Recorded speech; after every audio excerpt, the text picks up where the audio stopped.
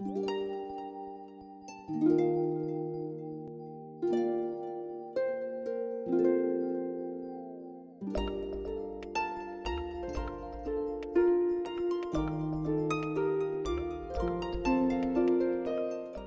course, dragons are always known in books and fairy tales, but did they really exist?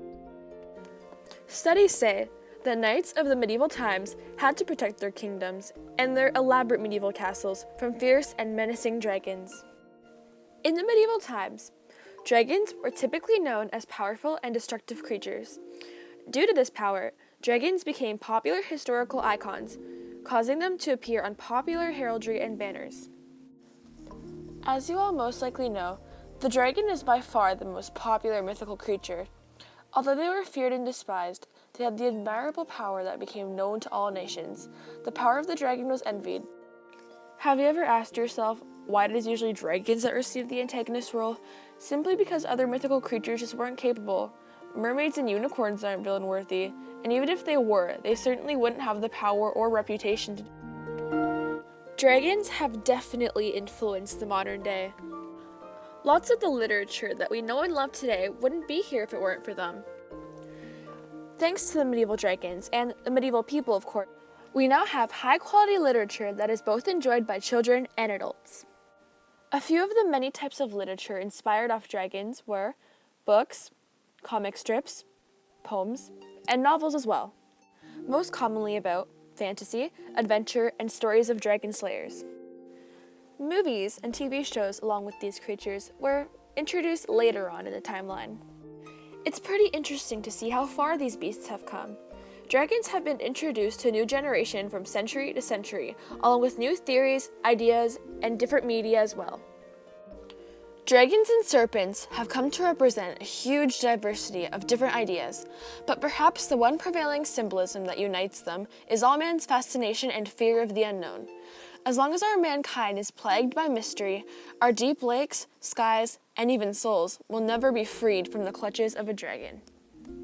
Some very common media inspired by dragons would be Harry Potter, How to Train Your Dragon, and numerous Disney films as well. In the modern period, the European dragon is typically depicted as a large fire-breathing, scaly-horned, lizard-like creature. The creature also has leathery bat-like wings, 4 legs, and a long, muscular, prehensile tail. Some deceptions show dragons with feathered wings, fiery manes, ivory spikes running down their spines, and various exotic decorations.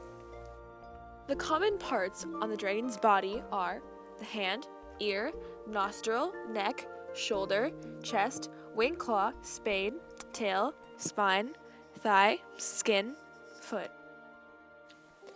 This beast you see over here is a wyvern.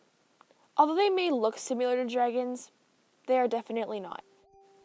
As you can see, the wyvern has only 2 legs, meanwhile dragons have 4. The wyvern uses its tails and arms for the same purpose, while dragons use them for 2 different functions.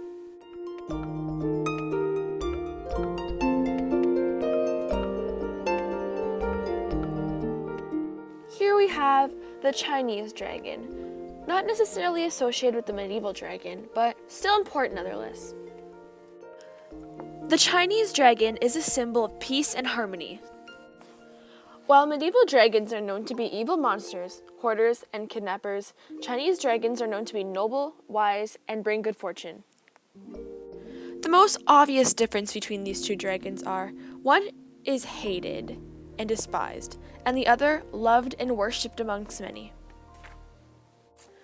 According to legends, the Chinese dragon is able to breathe fire, summon wind, and call for rain, fly into the clouds, and hide at the bottom of the sea. European dragons typically live in mountains or sea caves. Many modern stories represent dragons as extremely intelligent creatures who can talk and who are also associated with powerful magic. Dragon's blood often has magical properties that often are used to enhance spells and potions. They're also used for spiritual purposes. Dragons are often known for their destruction, but they were also recognized for protecting treasures, gold, and other precious gemstones located in caves. But let's get real. Do dragons really exist? I guess that's for your imagination to decide.